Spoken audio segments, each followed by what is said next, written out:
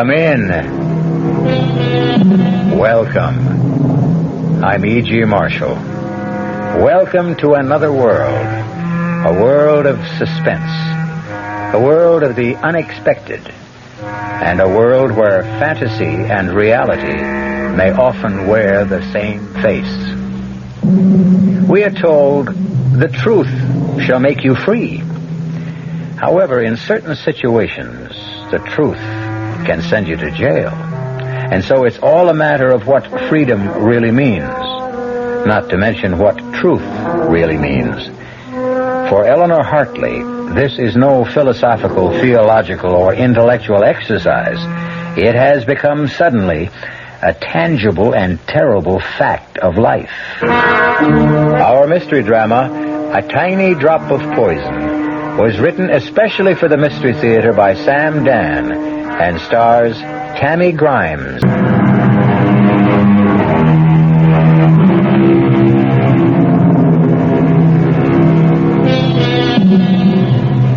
There's simply no way of knowing. So often, a fateful day will begin quietly, prosaically, with absolutely no hint that the steady pace of the commonplace is destined to quicken or falter. With no intimation that today a die will irrevocably be cast, and henceforward our lives will change forever. Or even cease to exist. A day like this has dawned for Eleanor Hartley, but she doesn't know it yet. Eleanor Hartley, at 32, she has it all. Looks, brains, personality, and a mission in life that seems certain of fulfillment. And on this day, this particular day, Eleanor Hartley is in a recording studio, making a very important statement. The principal issue, the primary issue, the overriding, indeed the only issue, is morality. Do you or do you not? Can you or can you not trust your elected representatives? Okay, Eleanor, thanks. We got it. But I haven't finished. That's all we need. Tom, I intend to run my own campaign. Absolutely. Maury, don't edit any of this stuff now. Grab a portable rig and come on with us. We're going to the Madison Beach Club. Just a minute.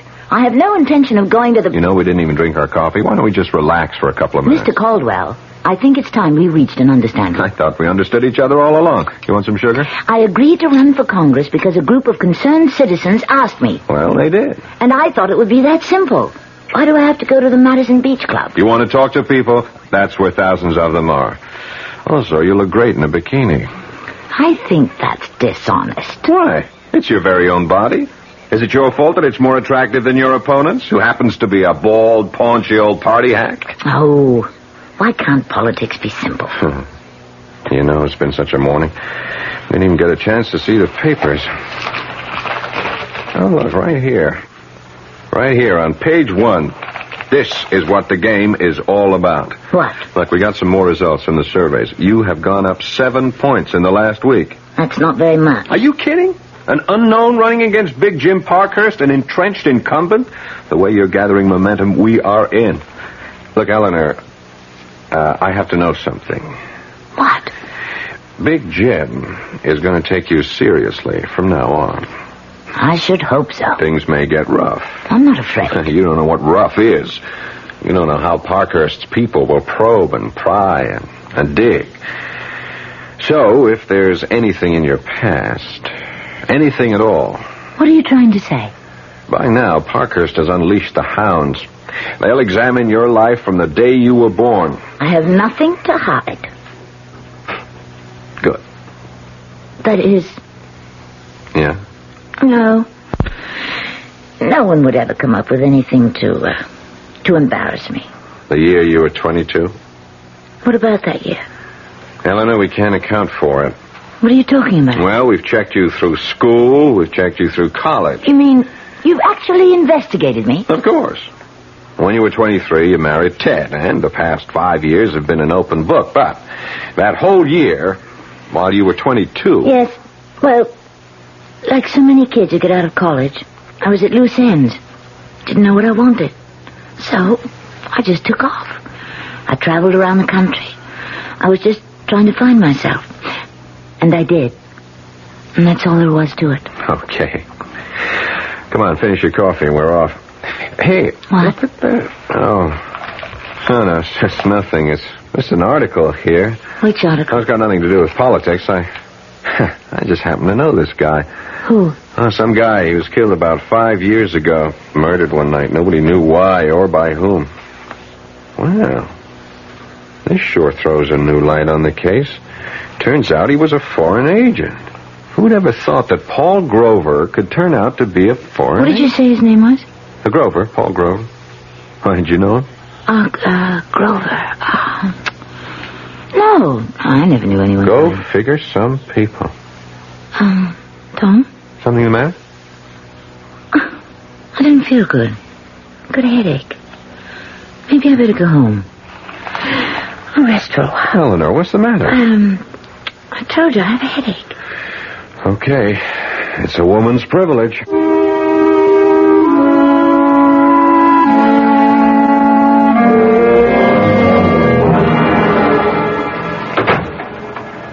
Hi there, Congresswoman. Hi there, Detective. Get any votes today? A few. You catch any crooks? No. I'm on a whole new thing. Sherlock Ted Hartley, that's me. I draw all the weird ones. This was a guy named Paul Grover. Grover? How do you like this? He was murdered 5 years ago, buried and forgotten. Now it's suddenly wide open again. You know why? Tom showed it to me in the morning paper. He was a spy. Which means we have to find out who killed him. Wasn't it always important to find out? Well, now more than ever. The information we have now is that he was ready to come over to our side and spill what he knew. But, isn't this out of your, The Federals asked us to cooperate. So the old man called me in and said, Ted, go get him. Oh. I'm a victim of my own reputation. So now I have to lone wolf around and try to sniff out a case that's 5 years old. Let's eat in tonight. Okay. It's a rare night I have you all to myself. Maybe I should never have gone into politics. What are you talking about? Here you are, a cop's wife. You're more than just a cop. And you're more than just a wife. It's one of those crazy things. You're going to go to Congress. I have to be elected first. Oh, baby, you're home free. My career took off the day I married you. Come on, Ted. No, I was always a good detective, but in the last 5 years, you'd be surprised how many ideas I got from you. You really taught me how to think. What do the police know about the murder? Well, just about zero. They figured Grover stopped for a hitchhiker because when he left his office to drive home, he was alone. They found his car at the side of the road, and he was about 30 feet away, stabbed to death. Funny guy. Lived all alone, no friends, just people who knew him casually. Well, after all this time, how can you expect to find the killer? Oh, I'll find the killer, whoever he is. At least that's what I keep telling myself.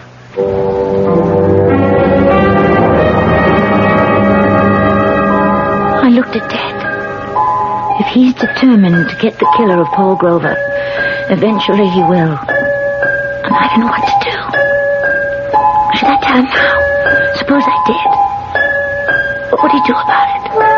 But why? Why should I tell him? He can never find out. For all his skill, experience, instinct, he could never find out. No one could find out. It all happened 5 years ago. When I was someone else, drifting about in another world. How could anyone ever link me to Paul Grover? There were no clues. No one ever saw us together. No one saw it happen. No one.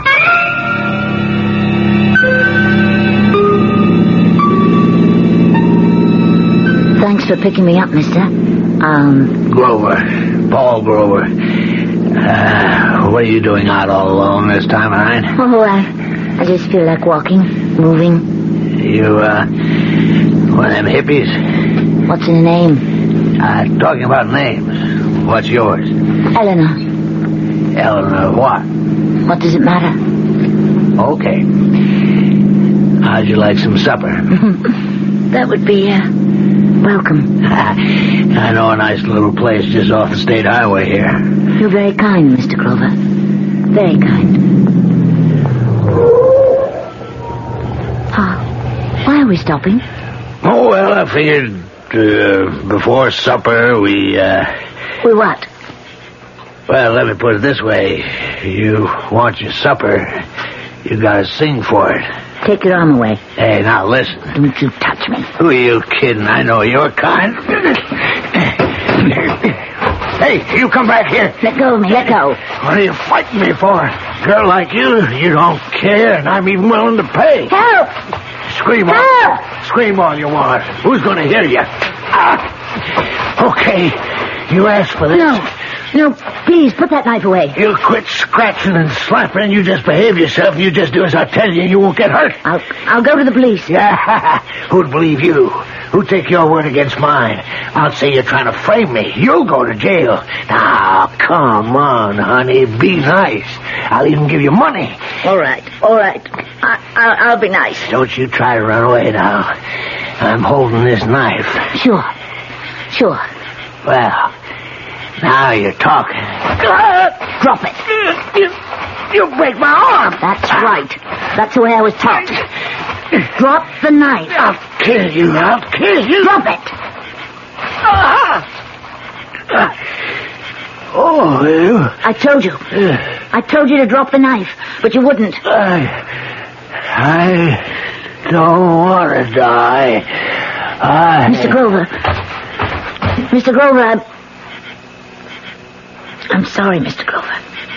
But what was I supposed to do? You wanted to kill me. What was I supposed to do?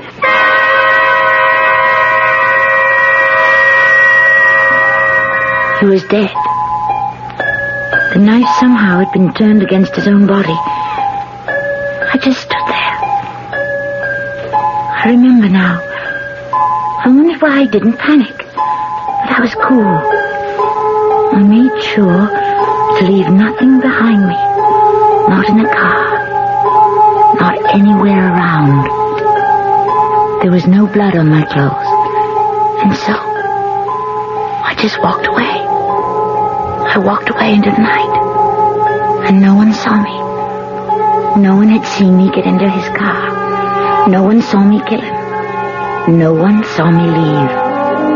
Nowhere does any shred or scrap of evidence exist to link Eleanor Daly.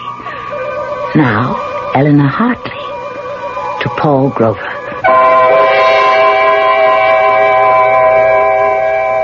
Well, she certainly told it the way it was.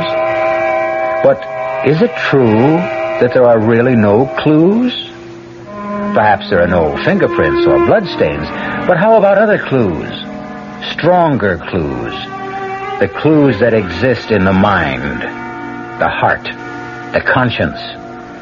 We may find a few of those when I return shortly with Act 2. Great taste in the morning. Kellogg's has that wholesome taste to get you up and grinning. This is Jerry Crawford for Kellogg's Special K. We've been having some fun in our television and radio commercials by using a ball and chain to symbolize the slight overweight problem common to so many of us. We point out that being a few pounds overweight is just a little more difficult for you. Climbing stairs, just walking around, even sitting down can feel, well, like you're wearing a ball and chain. In case you missed the message, it's this. If you really want to get rid of that extra weight, you really have to work at it by exercising and with sensible meals like the Special K breakfast. A 1-ounce bowl of Special K, America's favorite high-protein cereal, 4 ounces of skim milk, tomato juice, and coffee, less than 240 calories, nutritious and, by the way, delicious. So why not begin each day with a Special K breakfast and then keep up the good work? Special K can't help you lose weight all by itself, but it really is a good start. Hey, Mom, what's for dinner? Hey, Mom, what you got?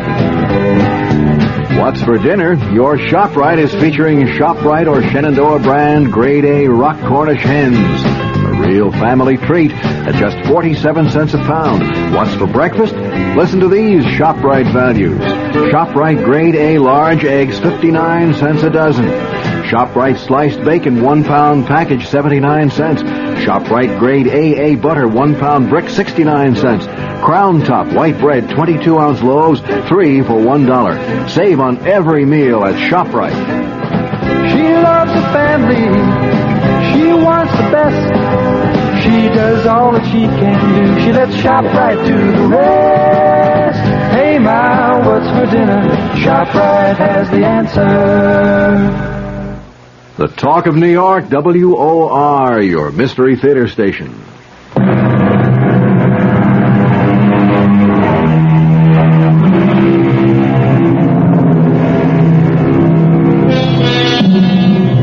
They are a most unusual and attractive young couple, Ted and Eleanor Hartley.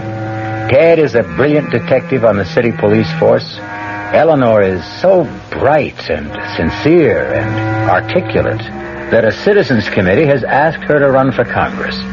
Eleanor is busy with her campaign. Ted is busy trying to track down a murderer.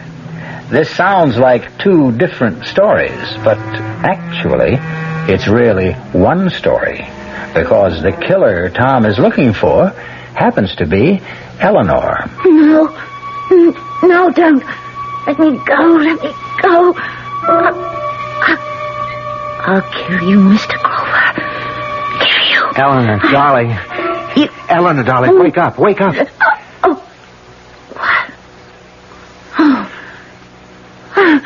I must have had a nightmare. You were muttering and mumbling the craziest things. I think it's just I've been working too hard. Darling, you don't have to put so much into it. There are lots of people working for you. I want to be elected, Ted. I feel I could do so much good. Sure. I feel I owe something.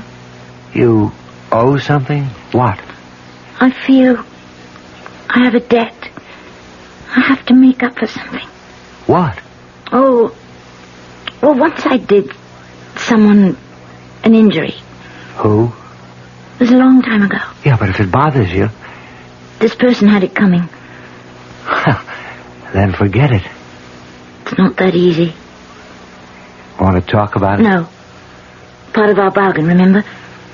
We'd never press each other for details about what happened before we met each other. Well, I'd say overall it's a good bargain, but... Tell me, did I bother you with this Grover case? Bother me? Yeah, your nightmare. You were mumbling, but you don't want to talk about it. No, I'll talk about it if you want. I remember reading... It was such a messy murder. I have to find the killer, no matter how long it takes. I'm scared, because I know Ted means it. He never quits. He'll stay with it forever. I don't know what to do, but how can I tell him? How can I confess? It was self-defense, but it'll be the end. Not just the end of my career, but the end between Ted and me.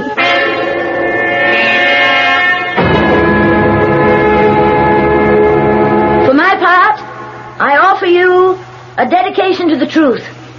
I will follow the truth, wherever it may lead. I will seek the truth, whomever it may hurt.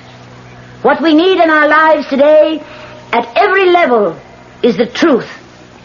The truth, unvarnished, stark, simple. Thank you. Come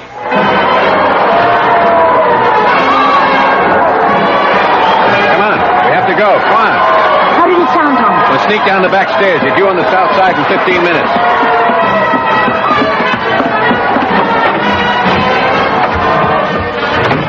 There's the car. You didn't tell me how it sounded, Tom. Yeah, I know I didn't. What's the matter, Eleanor? The matter? Yeah, with you. The speech. There's something missing. Oh. What? I don't know. Let's say some of the fire was out. Anything wrong? Nothing, Tom. Having a bit of a tiff with Ted? Ted is absolutely in favor of my running. So what's wrong? Why do you insist something's wrong? Your speech. I didn't believe a word of it. Why? Because it was obvious to me that you didn't mean a word of it either. But Eleanor, something is wrong. Something has been just a little off-key all week. Now, why didn't you tell me about it? Tom, I wish you'd believe me. Everything's just fine. Yeah? I mean it. Well, if everything's just fine, why are you so pale and why are you perspiring? Tom. And there is something? Tom, there's nothing we can talk about. But it's serious. Yes. Serious. Eleanor, if it should ever come out. It can never come out, Tom, believe me. Eleanor. Please, Tom, don't ask me any more questions. Please. Sure. Okay.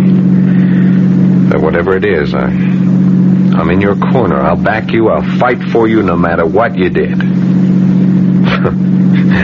Even if you committed murder.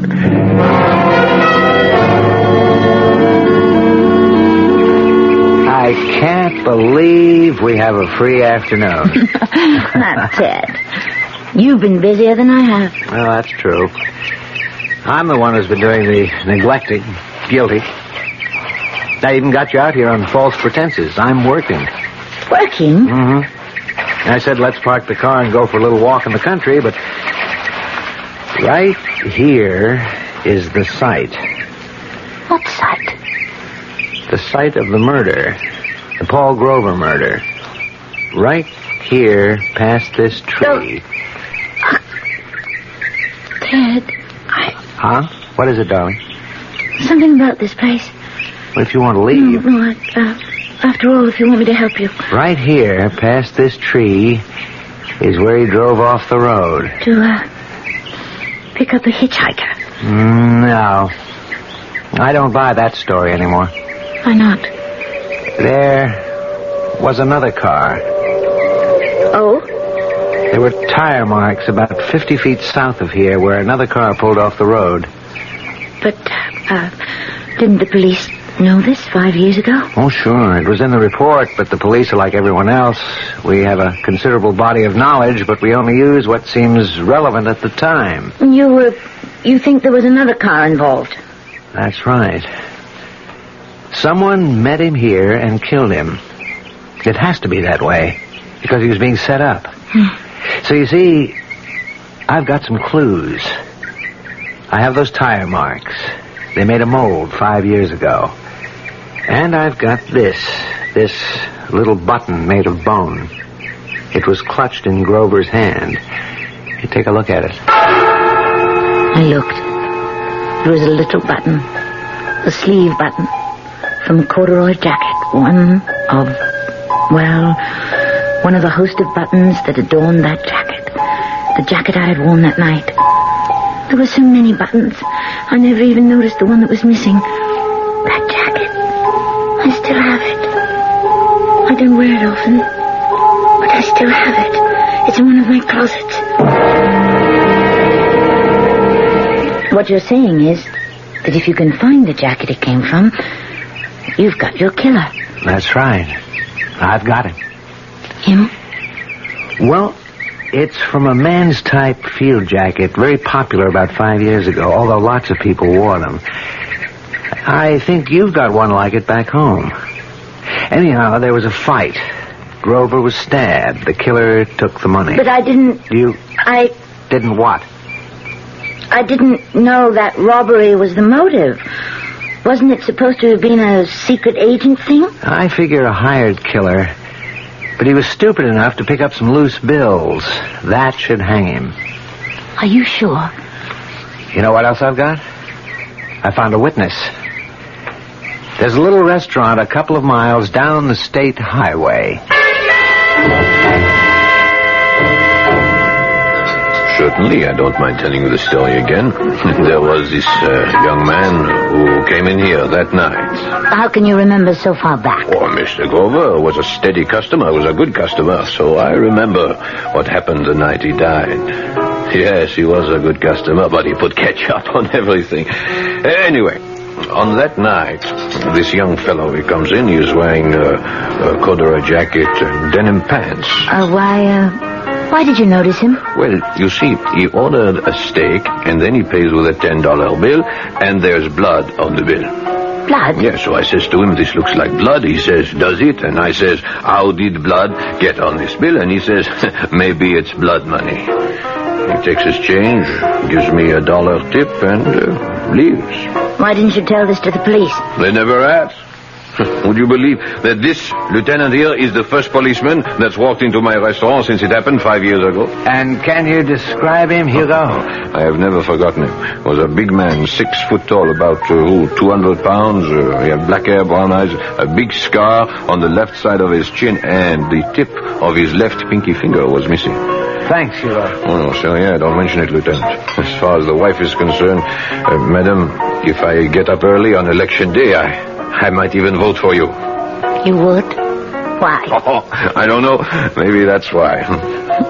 What? Well, you see, you tell the average politician that you're going to vote for him. He shakes your hand. He looks sincere. He says, thank you. You look sort of surprised. You say, why? That is honest. It shows you're honest, and that's something.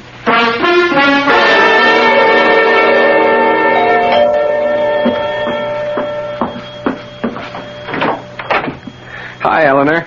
Come in, Tom. Got here as soon as I could. Something wrong? Nothing's wrong. Or maybe everything's wrong. Okay, Eleanor, spill it. I don't care what you have to tell me. I don't care how bad it is. Let's get it out of the way. You carry the thing around with you, Tom. You justify it. You say there was no help for it. It wasn't your fault. Why should you pay for it? But it doesn't let you alone. Whether you admit it or not, it keeps building inside of you, and you feel you just have to tell someone. I understand. Everyone has his own little secret. This isn't a little secret, Tom. Funny, isn't it? Of all the people I know, I feel I can only tell you. What about Ted? No, I can't tell Ted. Does it concern another man? Yes, but not the way you might think. Okay. We had to come to this point, you and I, Eleanor, because, well, we're going places together. I know. Eleanor, 10, 15 years from now, you could become president of the United States. Oh, Tom. Oh, Tom. Thank you. Oh, I needed a laugh. Why are you laughing? Sooner or later, we'll have a woman president. Why not you? Dream on, Tom Caldwell, dream on. For all of them, it began with a dream. So ask yourself, why not you? You'll be 40ish, even more beautiful than you are now. Wiser, more experienced. Now, what could hold you back? Oh, excuse me. Hello? Darling? Ted, where are you? At police headquarters. I won't be home until late. Can't it wait? No. I have to do it now because I just brought in my prisoner. Who? The killer. You know, the guy that murdered Paul Grover. The man who murdered Grover? Can you be sure? Yeah, I'm sure. We got him cold.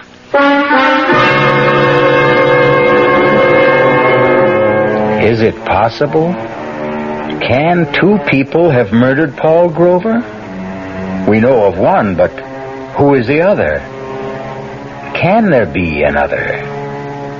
Maybe it's possible to murder a man twice.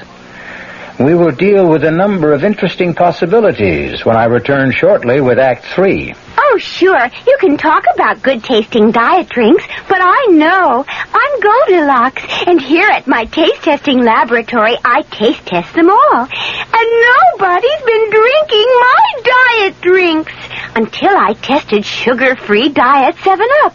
And then, kabloomy! Every bear wanted some. Diet 7-Up is fresh, natural, delicious. Sugar-free Diet 7-Up. This one's just right. Hello, Cow. My automatic transmission just got automaticing. I was wondering, do you service Chevrolets? Do we service those sensational Chevrolets? Ma'am, AMCO has serviced over 3 million automatic transmissions of all kinds. Nearly 900,000 Chevrolets alone. Ooh. Do we service Chevrolets? George, pitch pipe, please. Chevy Nova and Impala and the Bel Air and Camaro and the Chevy too. Oh, Oh, my. Yep, we know 'em. Every Chevrolet automatic make and model on the road today, from the oldest Biscayne to a bright, spanky Caprice. By the way, what sort of Chevy did you say you had? A Chevy Mustang. Well, no matter. Nobody knows your automatic transmission better than AMCO. AA MCO. There are over 500 AMCO centers coast to coast. Consult your yellow pages for the AMCO center near you. AA MCO. AMCO.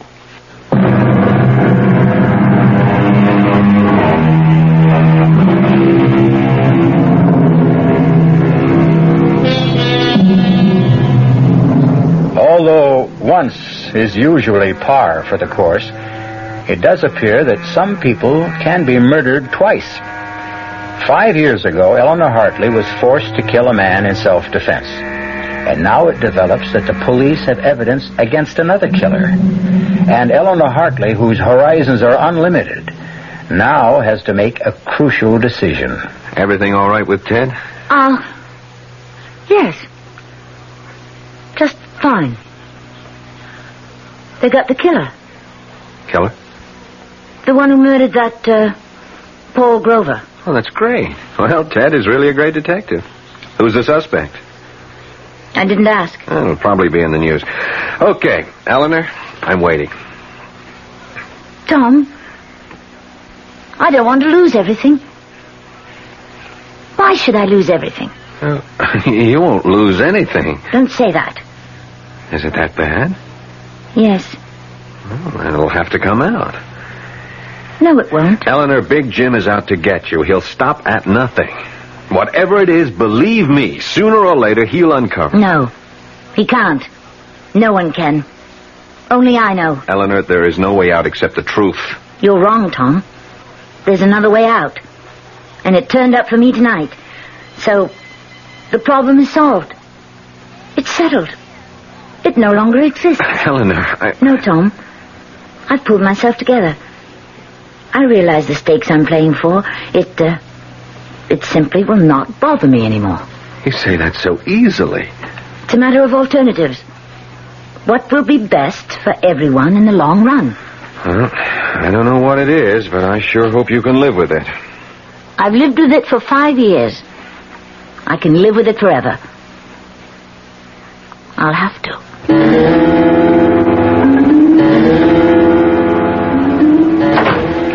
Ted? Oh, I'm sorry I woke you. Did you think I could fall asleep? Tell me everything. Who is he? Vince Perry. Very bad boy. He's had quite a career. 5 or 6 years ago, he was just a punk. Now he was on his way to being #1 in narcotics in this town. But, you've got him for murder. How did you? Well, after all, 5 years ago, the police couldn't get anywhere. Well, I had one break. That little restaurant. I guess the detectives never went there last time. It is an out-of-the-way place, but... But why didn't Hugo come forward? Hugo represents a large group of people. Guys like Hugo simply don't volunteer. But all Hugo gave you was the description. It was enough. It told me it was Vince Perry. But the description, is it enough? 2 other things put him on the scene. The tire marks. They're a very special Italian tire. I checked back. I found out that Vince Perry had come into some money, bought an imported custom Italian car. Oh. And the button. I made the rounds of clothing stores all around his neighborhood. Mm-hmm. Found out where he bought most of his clothes. Guy checked back through his records, and sure enough, Vince had bought a corduroy jacket with that type of button. Will all that be enough? The description, the button, the cast the cops took of the tires 5 years ago. Plus, well, I shouldn't say that. What? Plus the fact he looks like a killer, has a bad reputation. Well, we don't have to worry about him anymore. Why did you say that? Who was worrying about him?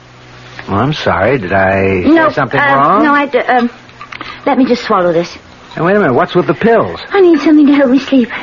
But you never took pills before. I've never been under this kind of pressure before. Well, why should you be under pressure? You don't understand politics. I thought the idea was just for you to get up and tell the truth. It's more complicated. Because you make it more complicated. Well, you don't know what a strain We're fighting. Parkhurst himself. Do I have to meet him? He's really a very nice guy. He's a thief. Oh, and this morning I've arranged for you to visit Vince Perry. Vince Perry? Yeah, in his cell. Why would I... Calm down. How could you even suggest... Look at it this way. You have to do me a favor because I have to do Charlie Colligan a favor. Who's Charlie Colligan? Who? Your worthy opponent, Big Jim Parkhurst himself. Do I have to meet him? He's really a very nice guy. He's a thief. Oh, and this morning I've arranged for you to visit Vince Perry. Vince Perry? Yeah, in his cell. Why would I... Calm down. How could you even suggest... Look at it this way. You have to do me a favor because I have to do Charlie Colligan a favor. Who's Charlie Colligan? He'll deliver the vote for you in the 4th Ward. This is the kind of politics that I intend to fight. No, my dear, these are the kind of politics that I shield you from. Vince Perry just wants to see you. Why? Well, it'll be a very private meeting. Nobody will even know you were there. Why? Colligan owes him a favor.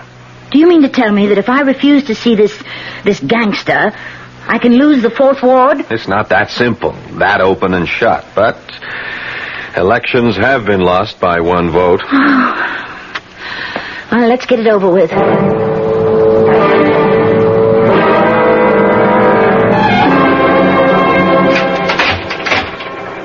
Well, nice of you to show up, Congresswoman.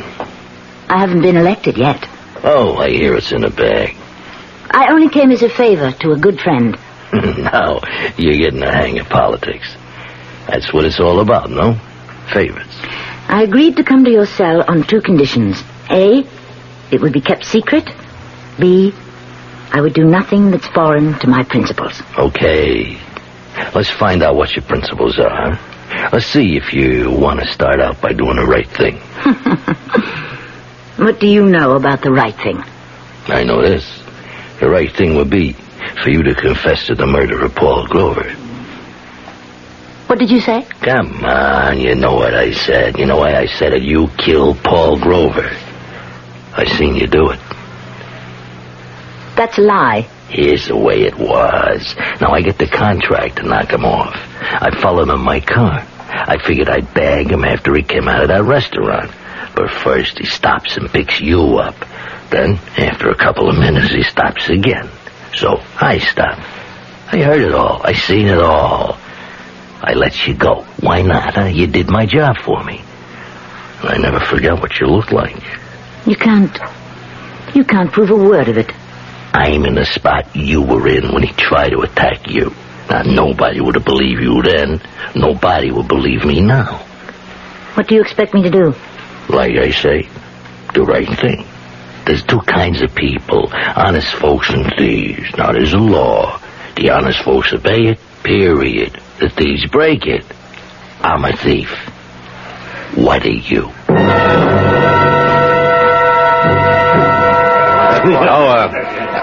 Eleanor, I don't think you 2 have ever met. I'd like to present you to your opponent, Congressman Jim Parkhurst. How do you do? Well, so you're Eleanor Hartley. Well, now I know why I'm going to lose. You're even prettier in person. I think I'll leave you 2 to chat. Excuse me. Are you already conceding, Congressman? Oh, sure. My time's run out. Really? But you're running a very aggressive campaign. Well, you kill a snake, the body can still wiggle. No, dear, I've had it. The voters are wise to me. You know, I always thought you were an ogre, and you are, but a very charming ogre. Eleanor, let me give you a word of advice. Advice? Best in the world, because it's advice I never followed myself. Now, when I became aware of you for the first time, you broke my heart. How? I saw you as I was, 30 years ago, filled with spirit, sincerity, a desire to find the truth and work for it. Really? Yeah, sounds strange coming from me, doesn't it? Well, just remember, it doesn't happen all at once. You wake up one day and, well, yes, you're a crook. You're dishonest. You betray your constituents. Now, you're not really that bad. My dear, I'm worse. It starts with the first lie, the first deal. That's when you swallow that first tiny drop of poison. Remember that. Have you tasted yours yet? No, don't answer. Just think about it. Thank you, Congressman. Thank you. Well, I know you'll have a highly successful career because you're a very honest little lady. You might even become president. Good luck. Well, what did you think of Big Jim? Tom, I want to do something, but I need your advice. I want to make a statement. It's something that is true, but it would end my career. Then why make it? Because it's the right thing to do.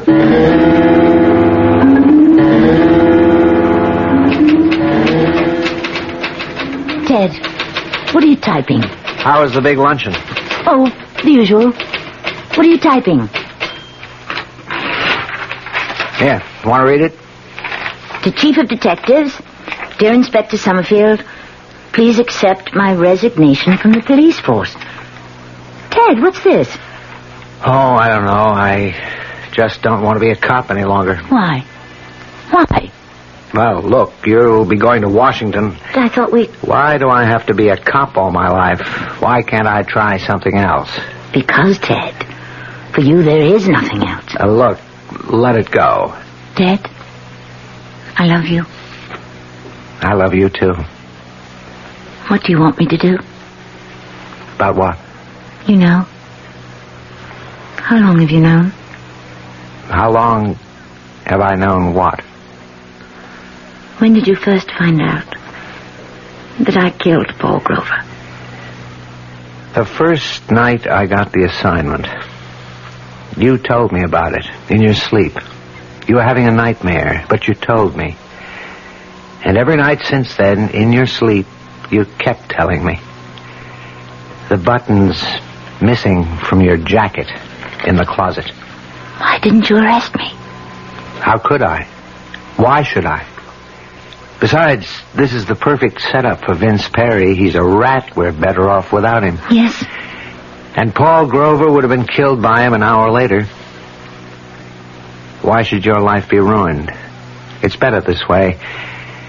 We need you more than Vince Perry.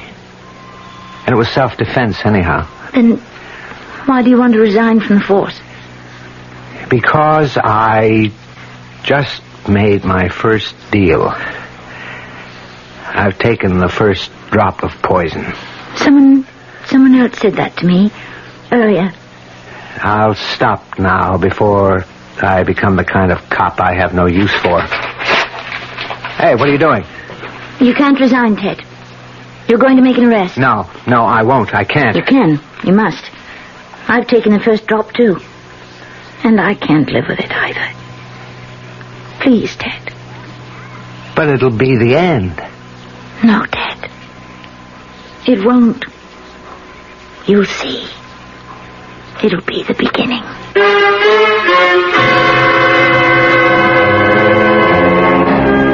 It was quite an unusual arrest and an unusual confession, an unusual trial, and a rather unusual verdict.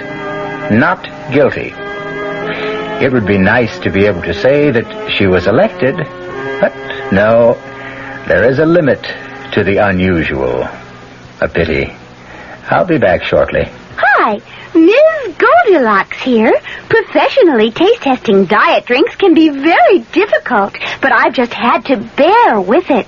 Then I found sugar-free Diet 7-Up. It doesn't taste like other diet drinks. It's fresh, light, natural, delicious. Sugar-free Diet 7-Up tastes so good that I've taste-tested it hundreds of times, and each time I've given it my seal of approval. Yes, this one's just right. Our cast included Tammy Grimes, Paul Hecht, Robert Dryden, and Earl Hammond. The entire production was under the direction of Hyman Brown.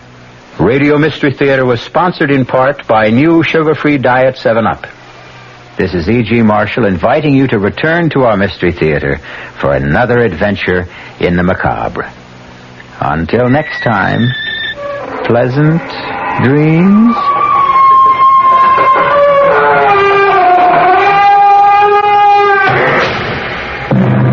The WOR Mystery Theater was brought to you by ShopRite Supermarkets, where you get a lot more for a little less, and by Suburban Savings with offices throughout North Jersey. The preceding Mystery Theater program was furnished by the CBS Radio Network. Got a second? I'd like to tell you about a new kind of radio program you're going to be hearing right here on this station. It's different. because it's being done just like they used to do them back in the good old days of radio.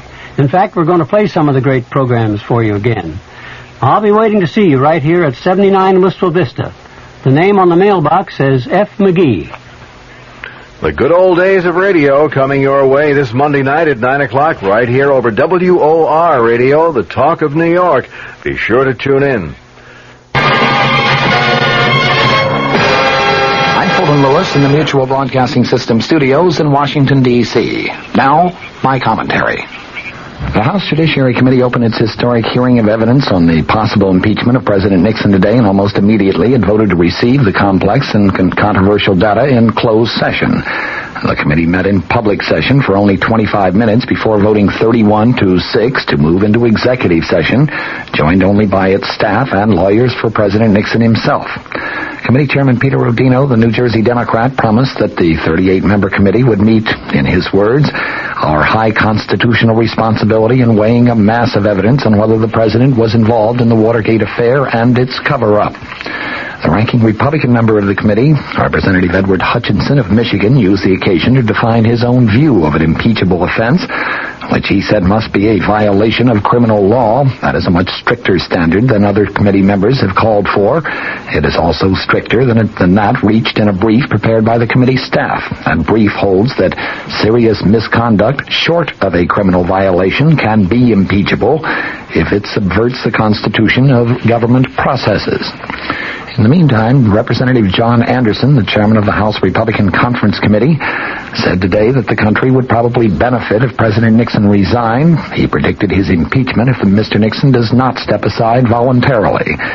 The Illinois Republican gave his views to newsmen shortly after House Republican leader John Rhodes of Arizona said that the president, in Rhodes's words, ought to consider resignation as a possible option if erosion of public confidence bars him from effectively carrying out his duties.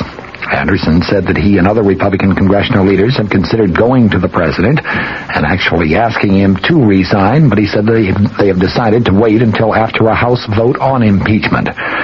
Congressman Rhodes, when asked if the Republican leaders might personally press upon the president a suggestion that he quit, seemed to choose his words very carefully as he replied, "I know of no definite plans at this time." Vice President Gerald Ford said today that the Watergate issue has caused a loss of confidence in the federal government, which he said has reached crisis proportions. He added, "The time has come for persons in political life to face the truth and speak the truth. The time has come for persons in political life to avoid the pragmatic dodge which seeks to obscure the truth." Discussing the president's release of the edited transcripts of White House conversations, Ford said, "I believe those documents, painful as they may be, but I believe they will help establish the truth." Ford's schedule included 4 speeches in the state of Chicago and in downstate Illinois today. It's been more than a week now since the president played what one top White House aide termed his highest trump card in the continuing Watergate drama.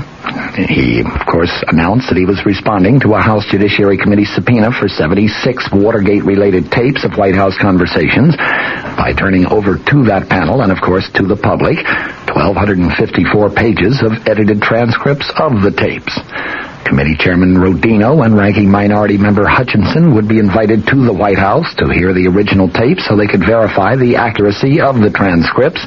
As you recall, a tremendous nationwide fanfare accompanied the president's announcement, White House officials declaring that, in their words, the president has made available to the public and to the Judiciary Committee what he believes is the full Watergate story. With that, Presidential Attorney James St. Clair stated flatly that no further Watergate tapes would be handed over either to the Judiciary Committee or to Special Federal Prosecutor Leon Jaworski. In the meantime, White House Chief of Staff General Alexander Haig made it quite clear that neither he nor presumably any other current presidential aides would answer questions of any congressional investigating panels. Last week, Haig, following the specific orders of President Nixon, invoked executive privilege in declining to give information to the Senate Watergate Committee. To put the entire situation in its proper perspective, I think several aspects must be analyzed. First, Why did the president decide to release the transcripts of the Watergate tapes? While it may have been legally proper to completely ignore a subpoena from the legislative branch of government, I think politics obviously decreed that the president had to make some response. His chief advisor suggested, and he agreed, that his own best defense would be a strong offense. By releasing the transcripts not only to the House Judiciary Committee but to the entire nation, he would be kicking off a new public relations campaign, one that would be aimed at portraying the president as having nothing to hide, being completely candid about the facts in the Watergate case, and being almost completely cooperative with the Congressional panel which is now investigating Watergate in connection with the possible impeachment of the president. Despite assertions of Nixon loyalists, those controversial transcripts do not prove the president's innocence. The important thing to remember, though, is that neither do they prove his guilt. The picture they paint is one of complete confusion, one that is, of course, open to widely varied interpretations, and that, in essence, is all the White House feels is necessary in order to at least temporarily, perhaps permanently, sidetrack the impeachment proceedings. Without further clear-cut evidence of any wrongdoing on Mr. Nixon's part, no fair jury, including the Congress, could possibly find him guilty. The tape transcripts, in and of themselves, do create reasonable doubt as to the president's guilt, and that, of course, is all that is necessary for acquittal under the American system of justice. In this respect, the decision to release the transcripts was probably a very wise decision. What do those transcripts reveal? Well, when read in their entirety, they do not substantiate the president's claim of May 22nd of 1973 that he had undertaken, in his words, an intensive effort of my own to get the facts and to get the facts out. Conversations covered by the transcripts seem more like script writing sessions, a coordination, a very careful coordination between the president and his chief advisors, Ehrlichman and Haldeman, regarding a plan of action regarding the Watergate case.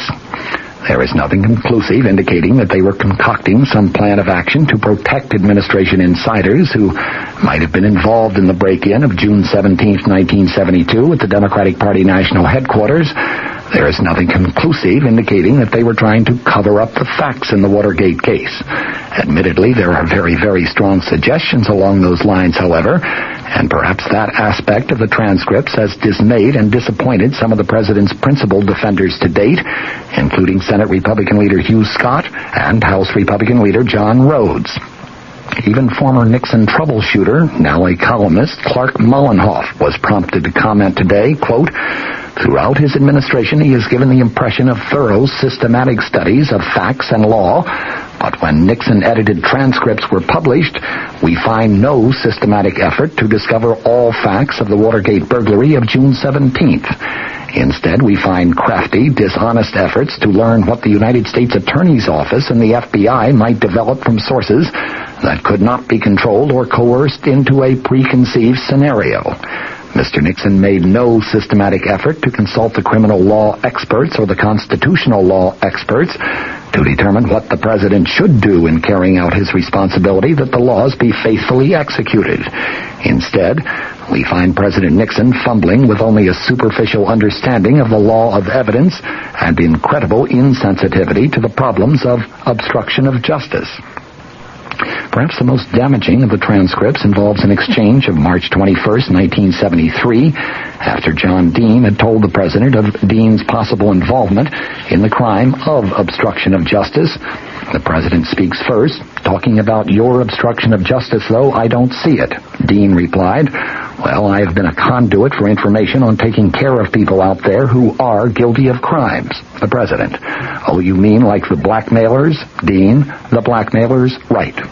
The president, "Well, I wonder if that can't be, and I wonder if that doesn't. Let me put it frankly, I wonder if that blackmail doesn't have to be continued. Let me put it this way, let us suppose that you get the $1 million and you get the proper way to handle it. You could hold that side." Dean agreed. The president then asserted, "It would seem to me that that would be worthwhile." Dean commented, "Well, that's one problem." The president, "I know you have a problem here. You have the problem with convicted Watergate burglar E. Howard Hunt and his clemency." Dean, That's right. And you are going to have a clemency problem with the others. They all are going to expect to be out of prison, and that may put you, Mr. President, in a position that is just untenable at some point. You know, the Watergate hearing's just over, Hunt now demanding clemency, or he's going to blow. And politically impossible for you to do it. You know, President, that's right. Dean at that point commented, I'm not sure that you will ever be able to deliver on clemency. It may be just too hot. The president responded, you can't do it politically until after the 1974 elections, that's for sure. Your point is that you couldn't even do it then. Dean commented, that's right.